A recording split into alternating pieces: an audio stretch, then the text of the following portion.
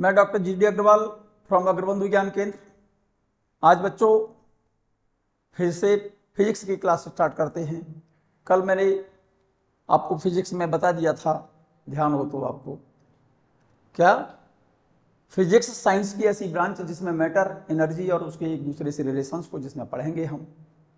उस साइंस की ब्रांच को अरिस्टोटल नामक साइंटिस्ट ने फिजिक्स कहा फ्यूजिज वर्ड से। फ्यूजिज मीन्स नेचर है। इसी वजह से हम इस ब्रांच के अंदर नेचुरल लॉज पढ़ते हैं। कंजर्वेशन ऑफ चार्ज, जैसे चार्ज कंजर्व रहता है, एनर्जी कंजर्व रहती है, मोमेंटम कंजर्व रहता है। ठीक है ना।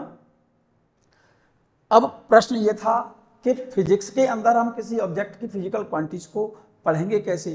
तो लॉर्ड केल्विन नामक साइंटिस्ट ने यह बताया था कि ऑब्जेक्ट का क्या कर लें, ऑब्जेक्ट की फिजिकल क्वांटिटीज का मेजरमेंट करें, और मेजरमेंट उन्होंने बताया कि कंपैरिजन प्रोसेस है, एब्सोल्यूट प्रोसेस नहीं।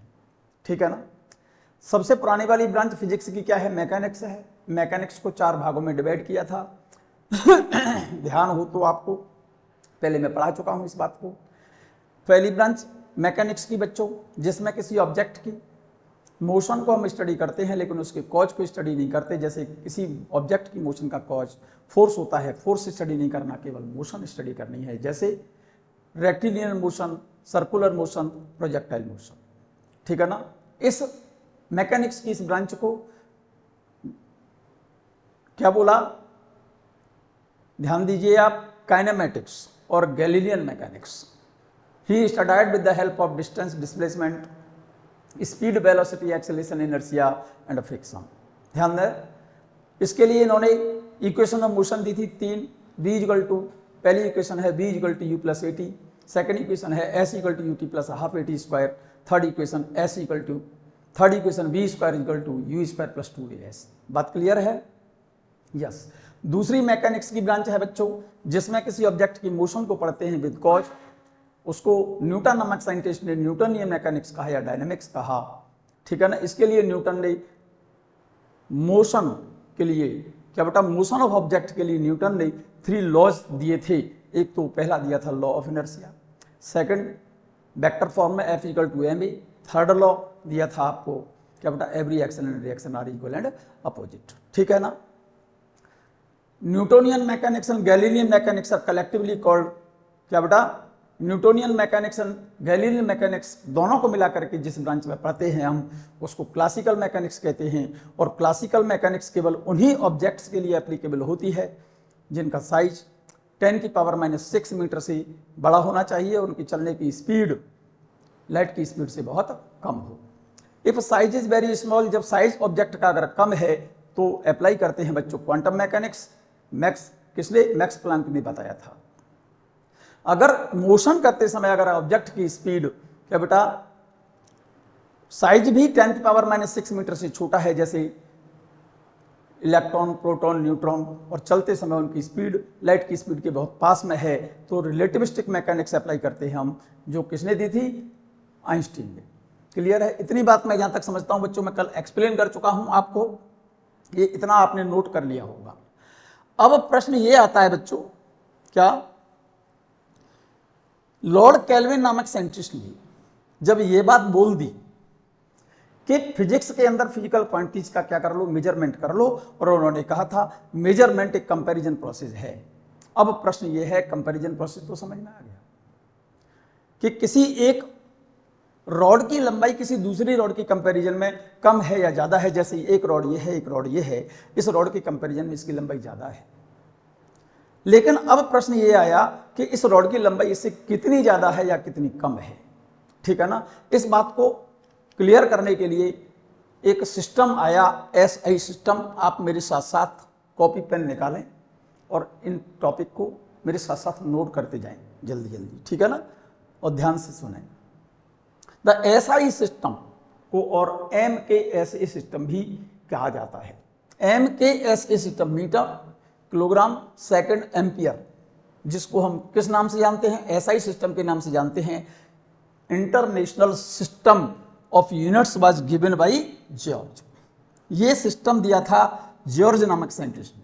किसने बेटा, जब इंटरनेशनल कॉन्फ्रेंस जब हुई, उसमें डिफरेंट डिफरेंट कंट्रीज के जब साइंटिस्ट एकत्रित हुए तो उसमें क्या बेटा ये सजेशन दिया गया जॉर्ज नामक साइंटिस्ट के द्वारा कि किसी भी फिजिकल क्वांटिटी, कोई भी फिजिकल क्वांटिटी हो किसी ऑब्जेक्ट की, उसका मेजरमेंट करना अगर है, उसके लिए उन्होंने बताया कि उनका मेजरमेंट MKS सिस्टम में करना। MKS का मतलब है मीटर, किलोग्राम, सेकंड, एम्पियर, और इस सिस्टम को क्या बोला गया? Standard international system. क्योंकि इंटरनेशनल कॉन्फ्रेंस में ये बात डिसाइड हुई क्या बेटा कि सिस्टम जो यूज करना है हमको मेजरमेंट के लिए, कौन सा यूज करना है? SI सिस्टम यूज करना है।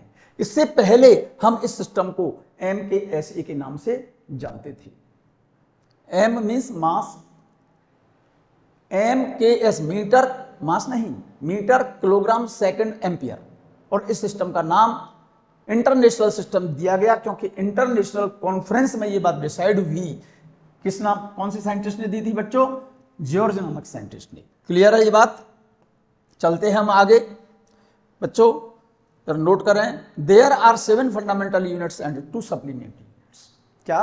द SI सिस्टम और MKS system for measurement of physical quantities given by George.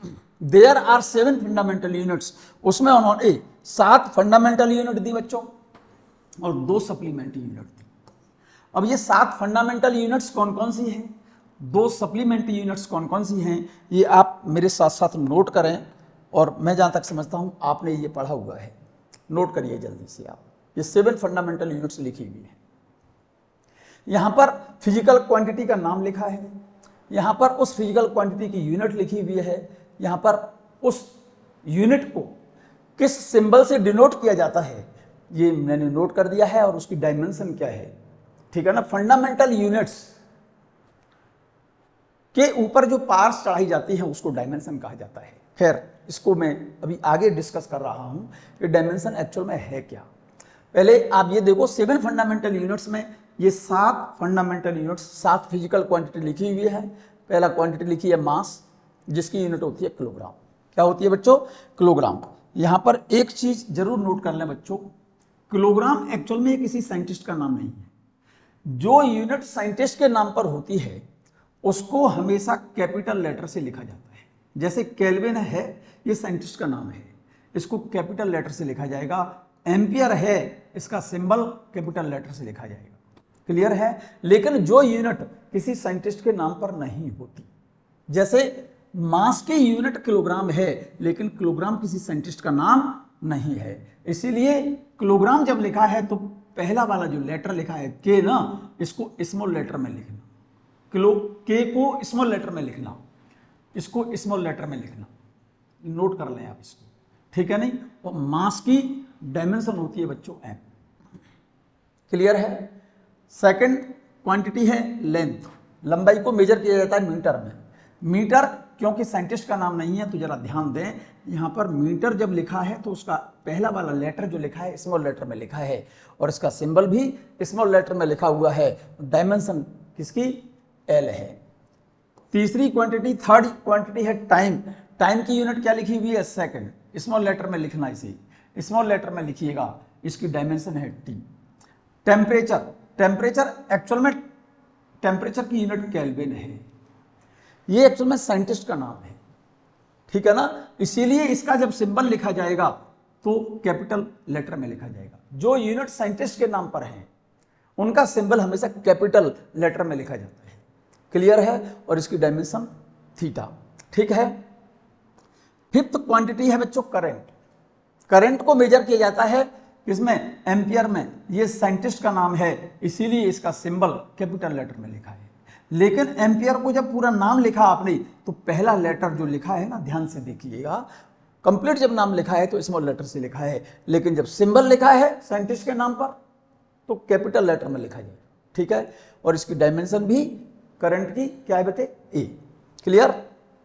Amount of substance, ये लिख लीजिएगा, सब्सटेंस लिखा हुआ है बच्चों। इसकी यूनिट मोल होती है, सिंबल इसका MOL। यूनिट तो लिखी है MOLE, ध्यान से देखना, और सिंबल इसका लिखा हुआ है मेरे बच्चे MOL। इसमें सिंबल जब लिखेंगे तो इसमें E नहीं लिखा जाएगा और इसकी dimension MOL। Clear. Seventh quantity है ल्यूमिनस इंटेंसिटी। ल्यूमिनस इंटेंसिटी इसकी यूनिट होती है मेरे बच्चे कैंडेला और इसका सिंबल है CD और इसकी डायमेंशन भी CD। यहां तक मेरी इस बात समझ में आई होगी आपको। क्लियर है बच्चों। दो सप्लीमेंट्री यूनिट्स हैं बच्चों, फिर से समझिए इस बात को। There are 7 fundamental units. किसने बताया था? ये जॉर्ज नामक साइंटिस्ट ने। द SI सिस्टम और MKS सिस्टम को बोला जाता है international systems of units was given by George. There are 7 fundamental units and 2 supplement units. 7 fundamental unit कौन कौन सी है आपने देख ली? Mass, length, time, temperature, current, amount of substance, luminous intensity. Mass की यूनिट होती है किलोग्राम, स्मॉल लेटर से लिखिएगा इसे। इसका सिंबल स्मॉल के की जगह पर किलोग्राम लिखा है ना, kg, इसमें के जो लिखा जाएगा स्मॉल लेटर में लिखना। डायमेंशन इसकी m है। सेकंड बेटा क्वांटिटी लेंथ, लेंथ को नापा जाता है, मेजर किया जाता है मीटर में। सिंबल इसका m और इसकी डायमेंशन L है। क्लियर हो गई बात? ठीक है ना। चलिएगा जरा। टाइम इसको मेजर किया जाता है इकाई में बेटा, सेकंड में। सिंबल इसका S है, डायमेंशन इसका T। क्लियर, ठीक है ना। टेम्परेचर, टेम्परेचर को मेजर किया जाता है बच्चों केल्विन में। ऐसा ही सिस्टम में टेम्परेचर की यूनिट केल्विन होती है। केल्विन एक्चुअल में साइंटिस्ट का नाम है। जब केल्विन कंप्लीट साइंटिस्ट का नाम लिखेंगे, पूरा नाम लिखेंगे तो स्मॉल k से लिखना है इसको, लेकिन सिंबल कैपिटल K से लिखना, ठीक है। और इसकी डायमेंशन होती है थीटा। टेम्परेचर की डायमेंशन थीटा लिखा जाता है, थीटा लिखी जाती है बच्चों, ठीक है ना। अमाउंट, करंट, क्या बेटा? करंट, करंट को नापा जाता है एम्पियर में। सिंबल इसका A है, डायमेंशन इसकी A। अमाउंट ऑफ सब्सटेंस, इसकी यूनिट क्या होती है? Mole. Symbol MOL, dimension MOL। यहां तक बात क्लियर है। ल्यूमिनस इंटेंसिटी, ल्यूमिनस इंटेंसिटी की यूनिट क्या बच्चों? कैंडेला, ठीक है ना। सिंबल इसका CD और डायमेंशन इसकी CD। ये तो 7 फंडामेंटल यूनिट है बच्चों। Mass, length, time, temperature, current, amount of substance, luminous intensity. इनकी यूनिट है मास की किलोग्राम, लेंथ की मीटर, टाइम की सेकंड, टेम्परेचर की केल्विन, करंट की एम्पियर, अमाउंट ऑफ सब्सटेंस की मोल, ल्यूमिनस इंटेंसिटी की कैंडेला। सिंबल मैंने लिखे हुए हैं, नोट कर लिए होंगे। डायमेंशन लिखी हुई है, नोट कर लिए होंगे। जल्दी से नोट कर लो। चले बच्चों आगे, यहां से आगे। 2 सप्लीमेंट्री यूनिट्स दी उन्होंने। जॉर्ज नामक साइंटिस्ट ने 7 फंडामेंटल यूनिट्स दी। पहली कौन सी है? Mass, length, time, temperature, current, amount of substance, luminous intensity. 7 fundamental unit है। 2 है supplementary units. The supplementary units are used for the geometrical measurement, जिसमें पहली यूनिट है मेरे बच्चे प्लेन एंगल। प्लेन एंगल शायद मेरे ख्याल से जानते होंगे। प्लेन एंगल, इसका फॉर्मूला होता है प्लेन एंगल का। Plane angle is equal to, plane angle या एंगल लिखा जाता है, एंगल लिखिए या फिर प्लेन एंगल लिखो। क्या बेटा? Plane angle. प्लेन एंगल को डिनोट किया जाता है थीटा से और इसका फॉर्मूला होता है arc upon radius. Arc upon radius. क्या बेटा? किसी भी सर्कुलर आर्क के द्वारा सर्कल के सेंटर पर जो एंगल बनाया जाता है प्लेन में, उस एंगल को प्लेन एंगल कहा जाता है, ठीक है ना। जैसे सर्कुलर आर्क का मतलब है, जैसे ये कोई सर्कुलर पाथ, ठीक है। इस सर्कल पर हमने कोई छोटी सी क्या कट कर लिया बच्चों को? सर्कुलर आर्क लेनी मैंने ये वाली। इस सर्कुलर आर्क की लेंथ L और इसके सेंटर पर, इस सर्कुलर आर्क के द्वारा सेंटर पर जो एंगल बनाया जाएगा एक प्लेन में, इस एंगल को प्लेन एंगल कहा जाता है। प्लेन एंगल का फॉर्मूला होता है इस सर्कुलर आर्क की लंबाई अपॉन रेडियस ऑफ सर्कल, ठीक है ना। आर्क को किस में मेजर करेंगे हम? मीटर में। रेडियस को किस में नापते हैं हम? मीटर में। मीटर से मीटर कैंसिल हो जाएगा, तो इसकी तो यूनिट नहीं होनी चाहिए, लेकिन प्लेन एंगल की जो यूनिट है बच्चों, यहां से अब फॉर्मूले से देख रहे हैं आप, आर्क को मीटर में नापा जाएगा, रेडियस को भी मीटर में नापा जाएगा, लेकिन मीटर से जब मीटर कैंसिल हो जाएगा तो इसकी यूनिट तो नहीं होनी चाहिए। लेकिन इस प्लेन एंगल की आर्बिट्रेरी यूनिट होती है रेडियन। क्या होती है इसकी यूनिट? प्लेन एंगल की, इस प्लेन एंगल की आर्बिट्रेरी यूनिट होती है बेटा रेडियन। क्या बेटा? रेडियन। इसको सिंबल है इसका RAD, ऐसे लिखा जाता है इसको, ठीक है ना। ये सप्लीमेंट्री यूनिट्स है जिसको आर्बिट्रेरी यूनिट लिखा है। लेकिन मैंने बताया आर्क को किस में नापोगे? मीटर में। रेडियस को किस में नापोगे? मीटर में। मीटर से मीटर कैंसिल हो जाएगा, इसकी डायमेंशन L होनी चाहिए, इसकी डायमेंशन L होनी चाहिए, तो L से L कैंसिल हो जाएगा। इसका मतलब plane angle dimensionless quantity है, लेकिन इसकी आर्बिट्रेरी यूनिट क्या होती है मेरे बच्चे? रेडियन होती है। समझ गए होंगे बात, क्लियर है। दूसरी सप्लीमेंट्री यूनिट्स कौन सी लिखी है बच्चों? Solid angle. कौन सा एंगल? Solid angle. ध्यान दीजिए मेरी बात पर। दूसरी सप्लीमेंट्री यूनिट्स कौन सी है बच्चों? सॉलिड एंगल, और इसकी यूनिट होती है स्टेरेडियन। इसको डिनोट किया जाता है SR से। सॉलिड एंगल क्या होता है? अब जरा ध्यान दें, सॉलिड एंगल क्या है? जैसे आपने तरबूज खाया है, देखा है ना तरबूज? तो यस, तरबूज कैसा है शेप में?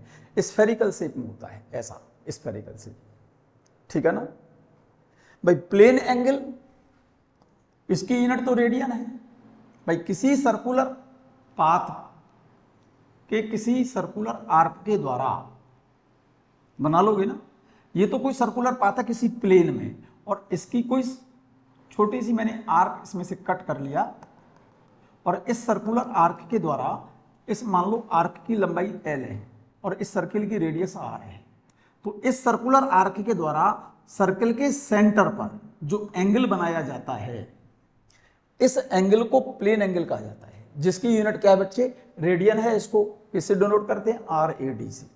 क्लियर है। लेकिन सॉलिड एंगल क्या होता है? ये भी सप्लीमेंट्री यूनिट है इसकी, स्टेरेडियन। सॉलिड एंगल होता क्या है? जैसे प्लेन एंगल है, किसी भी सर्कल के सर्कुलर आर्क के द्वारा सर्कल के सेंटर पर जो एंगल बन रहा है एक प्लेन में, वो तो प्लेन एंगल हो गया। लेकिन अब ये सॉलिड एंगल कौन सा है? ये 3 डायमेंशनल है, एक्चुअल में स्पेस में बनता है। कैसे बनता है सुनो। जैसे आपने तरबूज खाया हो, तरबूज तो देखा होगा, नहीं देखा है? देखा होगा, स्फेरिकल शेप में है। मान लीजिए आप स्फेरिकल शेप में है तरबूज। आपने तरबूज कभी परचेज किया हो, खरीदा हो, तो हम क्या करते हैं जनरली, नॉर्मली हम उससे कहते हैं तरबूज वाले से कि भैया ऐसा करो, आप इसको टेस्ट करा दो जरा काट करके। तो वो क्या करता है? उस किसके? तरबूज के सरफेस पर, उस तरबूज के सरफेस पर एक छोटा सा कट लगाता है, इस तरह से छोटा सा कट लगाता है, इस तरह से छोटा सा जब कट लगाएगा तरबूज के सरफेस पर, छोटा सा कट लगाया उसने ऐसे, और वो कट लगाया कहां तक? सेंटर तक। कहां तक? सेंटर तक। ध्यान दीजिए, इस तरबूज के सरफेस पर छोटा सा कट मारा उसने ऐसे, कहां तक मारा? सेंटर तक। तो इस तरह से सेंटर से सेंटर तक मारा, तो इस वाली सरफेस के द्वारा, जो सरफेस पर किसके? तरबूज के सरफेस पर जो कट लगाया है उसने, कुछ छोटा सा एरिया काटा उसने, और वो कहां तक काटा? सेंटर तक।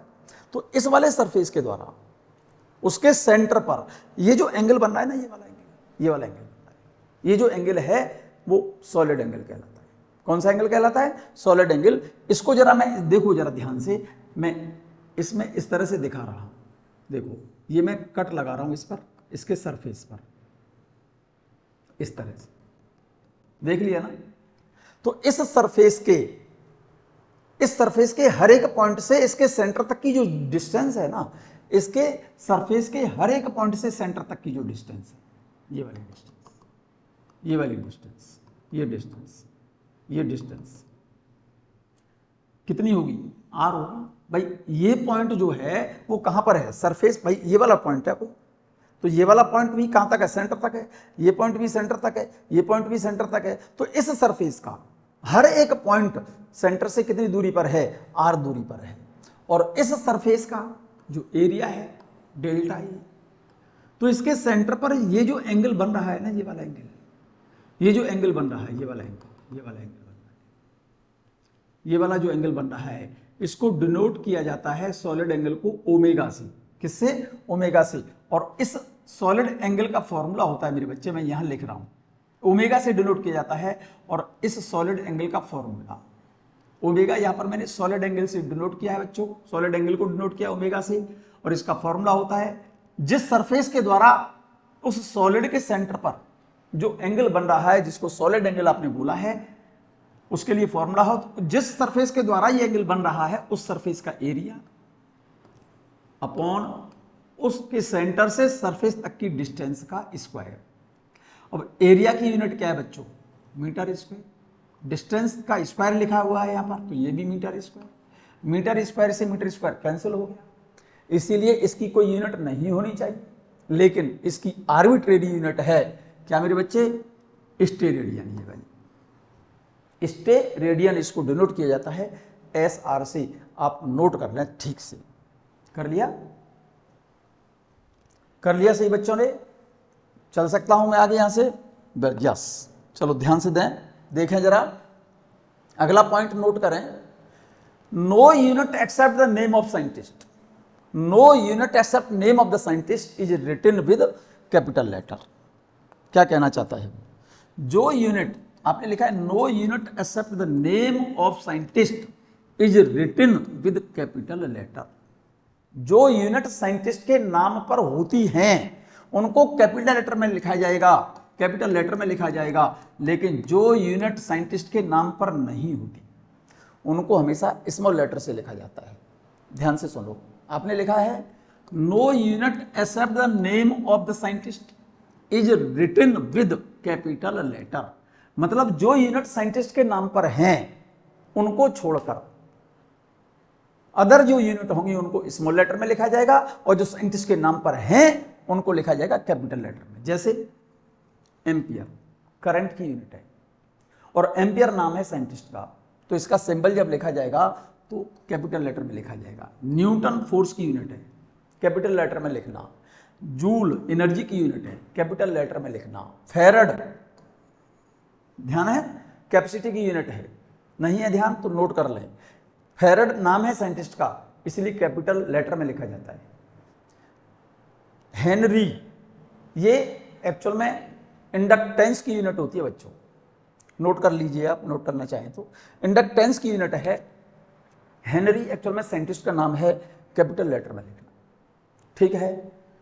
टेस्ला, टेस्ला एक्चुअल में मैग्नेटिक फील्ड की यूनिट है बच्चों। इंटेंसिटी ऑफ मैग्नेटिक फील्ड सुना होगा आपने या मैग्नेटिक फील्ड पढ़ा होगा, उसकी यूनिट टेस्ला होती है SI सिस्टम में, कैपिटल लेटर में लिखना क्योंकि टेस्ला साइंटिस्ट का नाम है।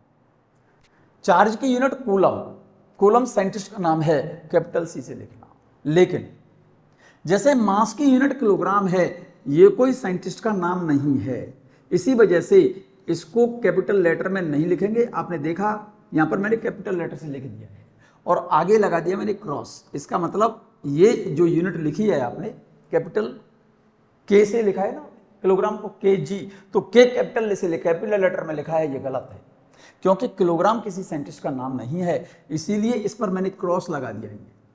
इसको लिखा जाएगा किससे? स्मॉल लेटर में, स्मॉल K से डिनोट करना, KG, ये करेक्ट लिखा हुआ, सही लिखा हुआ है। रेडियन किसी साइंटिस्ट का नाम नहीं है, ये बात गलत है। यहां पर क्रॉस लगा हुआ है ना, इसका मतलब रेडियन को ऐसे नहीं लिखा जाता। रेडियम, रेडियन क्या बेटा साइंटिस्ट का नाम नहीं है, इसीलिए इसको स्मॉल लेटर से लिखा जाएगा। ये सही का साइन लगा हुआ है, इसका मतलब रेडियन इस तरह से लिखा जाता है, कैपिटल लेटर में नहीं लिखेंगे। मीटर साइंटिस्ट का नाम नहीं है, ये मैंने क्रॉस लगाया हुआ है, इसका मतलब ये गलत लिखा हुआ है, स्मॉल m से लिखना, ये सही लिखा हुआ है। क्लियर? सेकंड, क्योंकि ये कोई साइंटिस्ट का नाम नहीं है, ये गलत लिखा हुआ है, इसको स्मॉल लेटर में लिखना, ये सही है। क्लियर है ये बात? ठीक है, नोट कर लिया बच्चों, नोट कर लिया? चल सकते हैं आगे, चलें? Yes.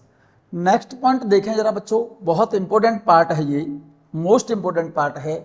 No unit written in plural form, कोई भी यूनिट हो उसको प्लूरल फॉर्म में नहीं लिखा जाता, सिंगुलर फॉर्म में लिखा जाता है बच्चों।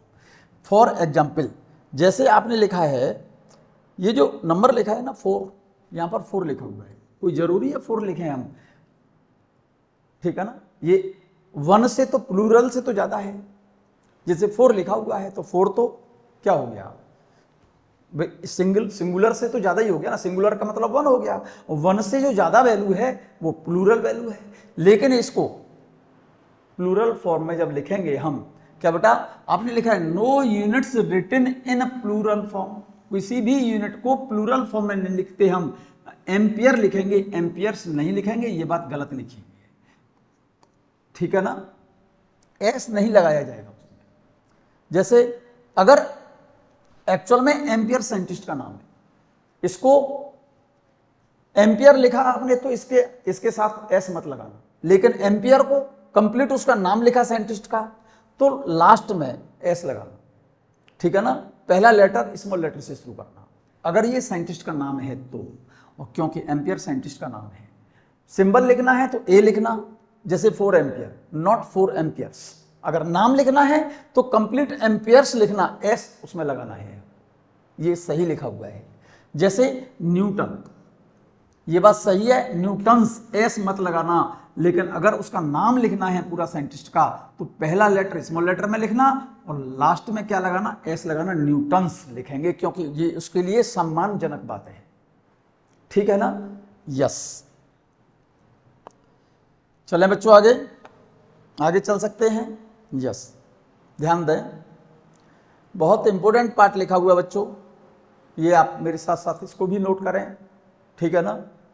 The dimensionless quantity can have units, क्या dimensionless quantity can have units, dimensionless quantity जो है उसकी यूनिट होती है, क्या बेटा आपने लिखा है dimensionless quantity can have unit, dimensionless जो क्वांटिटी है उसकी यूनिट हो सकती है, quantity can have unit. For example जैसे प्लेन एंगल है, प्लेन एंगल कैसी क्वांटिटी है, प्लेन एंगल का फॉर्मूला क्या होता है बच्चों, आर्क अपॉन रेडियस, इसकी यूनिट क्या है मेरे बच्चे, मीटर, इसकी यूनिट क्या है मीटर, मीटर से मीटर कैंसिल हो गया, इसकी डायमेंशन क्या हो गई एल, भाई मीटर की डायमेंशन एल हो गई, मीटर की डायमेंशन एल, एल से एल कैंसिल हो गया, तो इसकी डायमेंशन कैसी होनी चाहिए प्लेन एंगल की, प्लेन एंगल होना चाहिए dimensionless, m0 l0 t0, dimensionless quantity, लेकिन इसकी यूनिट है प्लेन एंगल की क्या बेटा, रेडियन।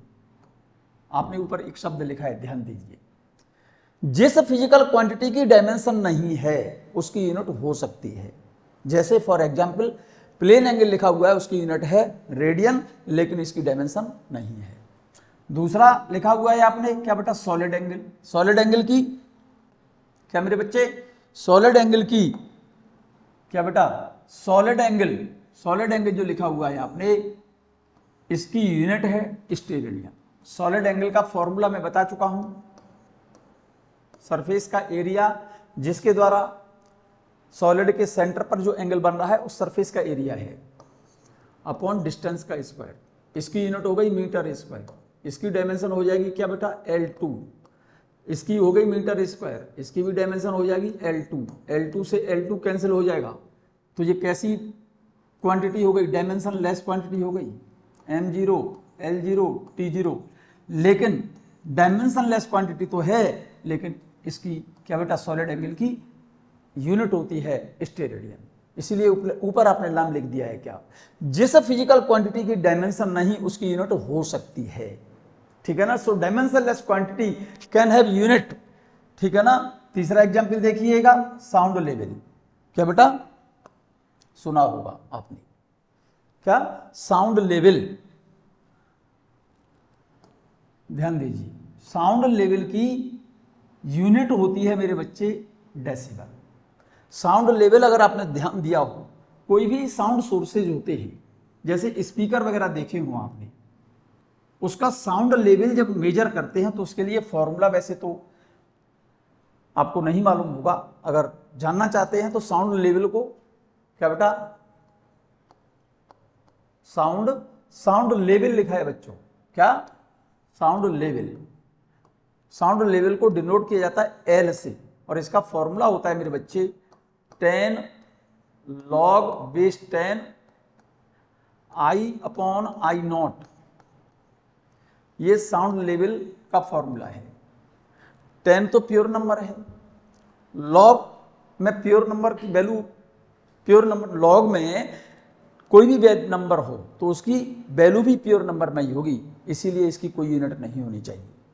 और यहाँ पर ये क्या चीज़ है, इंटेंसिटी, और नीचे भी इंटेंसिटी, ऊपर intensity of sound under consideration, this is the least, क्या बेटा, लीस्ट इंटेंसिटी, मतलब जिस इंटेंसिटी से कम इंटेंसिटी साउंड की हुई तो वो साउंड सुनाई ना दे। तो मैं कहना ये चाहता हूं ये भी साउंड की इंटेंसिटी है, ये भी साउंड की इंटेंसिटी है, तो इसकी यूनिट से इसकी यूनिट कैंसिल हो जाएगी। लॉग में कोई भी वैल्यू हो, न्यूमेरिकल वैल्यू, उसकी भी कोई यूनिट नहीं होगी, और ये प्योर नंबर है तो इसकी कोई क्या नहीं होनी चाहिए, डायमेंशन नहीं होनी चाहिए, डायमेंशन लेस क्वांटिटी है, लेकिन इसकी क्या बेटा आर्बिट्रेरी यूनिट होती है डीबी, डेसिबल डिनोट करते हैं डीबी से, लेकिन ये कैसी क्वांटिटी है बेटा, डायमेंशन लेस क्वांटिटी है, इसकी डायमेंशन m0 l0 t0। तो आपने एक लाइन लिखी थी ऊपर, dimension less quantity can have unit, जैसे प्लेन एंगल की यूनिट हो सकती है क्या, रेडियन, लेकिन इसकी डायमेंशन नहीं। सॉलिड एंगल की यूनिट क्या है, स्टेरेडियन, इसकी डायमेंशन नहीं होती। साउंड लेवल की यूनिट होती है डेसिबल, तो यूनिट तो है लेकिन डायमेंशन नहीं, बट यूनिट लेस क्वांटिटी, जिसकी यूनिट नहीं है उसकी डायमेंशन नहीं होगी। यूनिट लेस क्वांटिटी, जिसकी यूनिट नहीं तो उसकी डायमेंशन भी नहीं होगी भाई।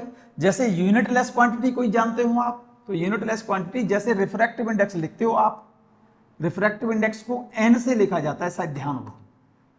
एब्सोल्यूट रिफ्रैक्टिव इंडेक्स है, इसका फॉर्मूला होता है c/v, speed of light in vacuum upon speed of light in medium, but it has no unit. और जब इसकी यूनिट ही नहीं तो इसकी डायमेंशन भी नहीं होगी। तो इसका मतलब जिस फिजिकल, जिस क्वांटिटी की यूनिट नहीं है उसकी डायमेंशन भी नहीं होगी, लेकिन जिसकी, आपने फिर से देख लें, लिखा हुआ है unit less, dimension less quantity can have unit. जैसे रेडियन प्लेन एंगल की यूनिट है, रेडियन प्लेन एंगल की यूनिट है, लेकिन प्लेन एंगल की कोई डायमेंशन नहीं होती। स्टेरेडियन सॉलिड एंगल की यूनिट है, इसकी भी कोई डायमेंशन नहीं होती। डेसिबल साउंड लेवल की यूनिट है, इसकी भी डायमेंशन नहीं होती। इसका मतलब डायमेंशन लेस क्वांटिटी की यूनिट हो सकती है, ठीक है ना, yes, but unit less quantity, जिस क्वांटिटी की यूनिट नहीं है, कोई भी प्योर नंबर हो उसकी यूनिट तो नहीं होती, और जिसकी यूनिट नहीं है उसकी डायमेंशन भी नहीं होगी। ये बात क्लियर, आप नोट कर लें। इसी चल सकता हूं बच्चों आगे में। एक और मोस्ट इंपॉर्टेंट पॉइंट बच्चों, जरूर से ज्यादा इंपॉर्टेंट पॉइंट है, अगर आप नोट कर सकते हैं तो नोट कर लें इसे मेरे साथ। The standard fundamental units, note करें जरा इसे। The standard fundamental units, the standard fundamental units used these days are atomic, not mechanical। जो स्टैंडर्ड फंडामेंटल यूनिट्स होती है उनको हमेशा हम एटम से डिफाइन करते हैं, मैकेनिकल यूनिट नहीं है। जैसे आपने देखा हो क्या बेटा, 1 किलोग्राम मास तोलने वाला, वे करने वाला, ठीक है ना, 1 किलोग्राम वेट तो देखा होगा आपने, आयरन वाला 1 किलोग्राम का, वो मैकेनिकल वैल्यू है। लेकिन आयरन का जो पीस जिसको तुम 1 किलोग्राम कह रहे हो वो मैकेनिकल वैल्यू है, एक्चुअल में वो सही मेजरमेंट नहीं है, सही फंडामेंटल यूनिट्स नहीं है उसकी। एक्चुअल में 1 किलोग्राम जो मास होता है, कार्बन 6C12, कार्बन के क्या बेटा 6C12 के कितने एटम, 5.0188 इंटू 10⁻25 एटम का जो मास होता है, उस मास को ही हम 1 kg कहेंगे। उस आयरन पीस को 1 किलोग्राम जो कह रहे हो ना, एक्चुअल में वो मैकेनिकल यूनिट हो गई। लेकिन वो आयरन का पीस जिसको तुमने 1 किलोग्राम कहा है, आपको क्या पता है कि वो वैल्यू सही है, ठीक है ना। तो हमेशा स्टैंडर्ड फंडामेंटल यूनिट्स को हमेशा डिफाइन किया जाता है मेरे बच्चे, वो कैसी है, एटम से डिफाइन किया जाता है, इसलिए एटॉमिक यूनिट है वो, मैकेनिकल यूनिट नहीं।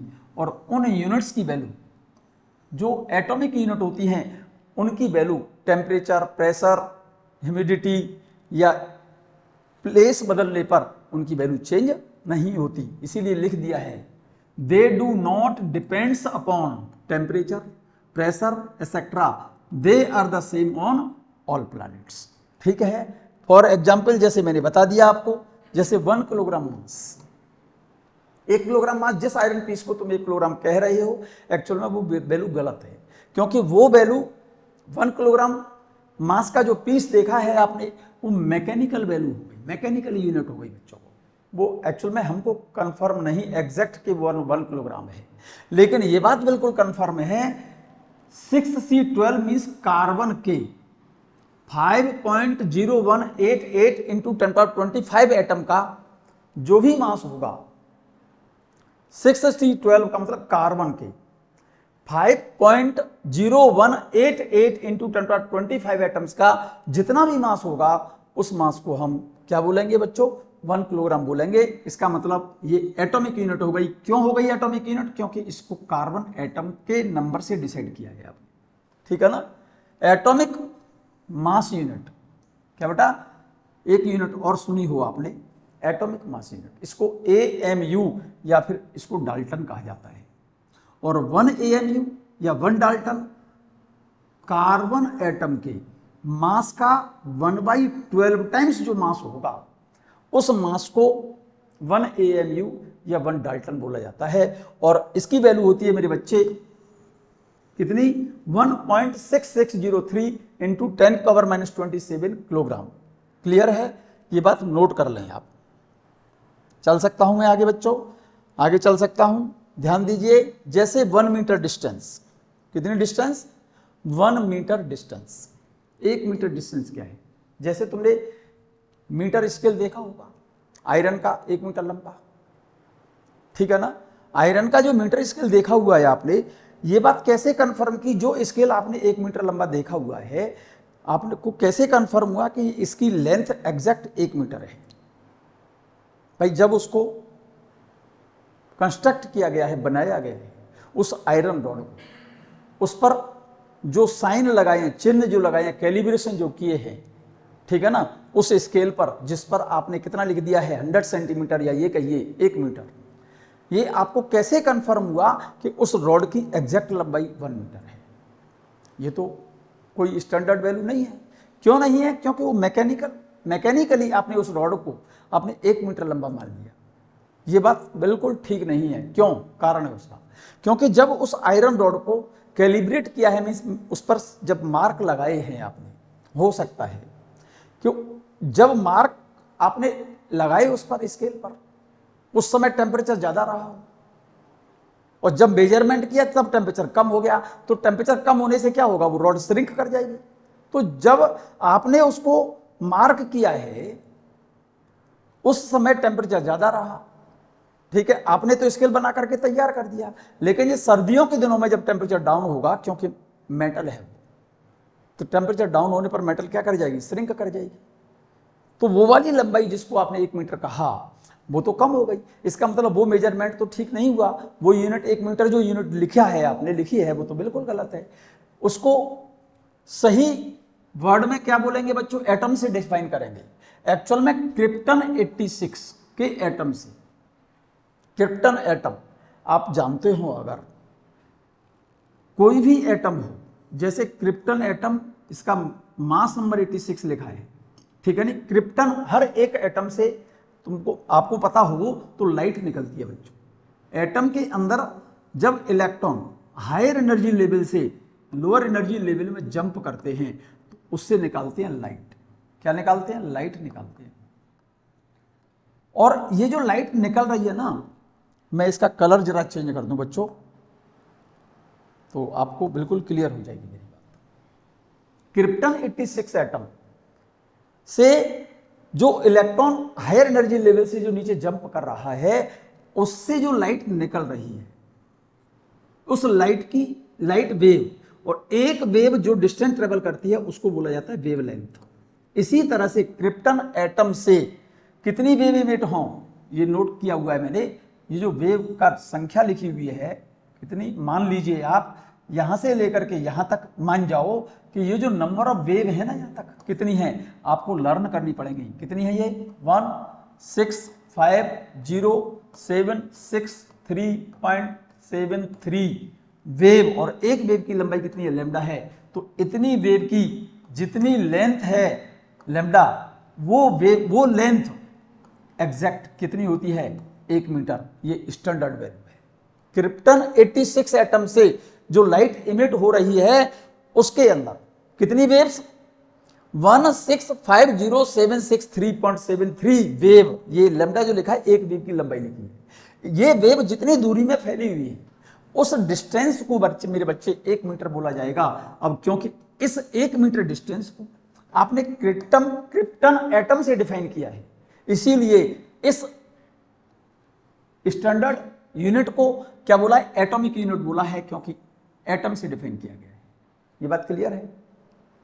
1 सेकंड, सेकंड क्या है बच्चों, सीजियम, क्या बेटा, सीजियम 133 एटम के 9192631770 वाइब्रेशन जितने ड्यूरेशन के अंदर कंप्लीट होते हैं उस ड्यूरेशन को, उस टाइम ड्यूरेशन को बोला जाता है 1 सेकंड, क्योंकि ये भी एटम से ही डिफाइन किया गया है। इसीलिए कौन सी है, ये स्टैंडर्ड फंडामेंटल यूनिट्स है। और स्टैंडर्ड फंडामेंटल यूनिट्स जो होती हैं एटम से डिफाइन की जाती हैं और इनकी वैल्यू क्या बेटा हर जगह पर क्या रहती है, सेम रहती है। आपने लिख दिया है these units are same on all planets. मैंने जहां तक बच्चों मैंने एक्सप्लेन किया है आप इसको आपने, मैं समझता हूं नोट कर लिया होगा और ठीक से समझ आ गया होगा। आप पॉसिबल हो तो उसके बाद आप इसको रिवाइज भी कर लें, ठीक है ना बच्चों। मिलते हैं नेक्स्ट टर्म पर।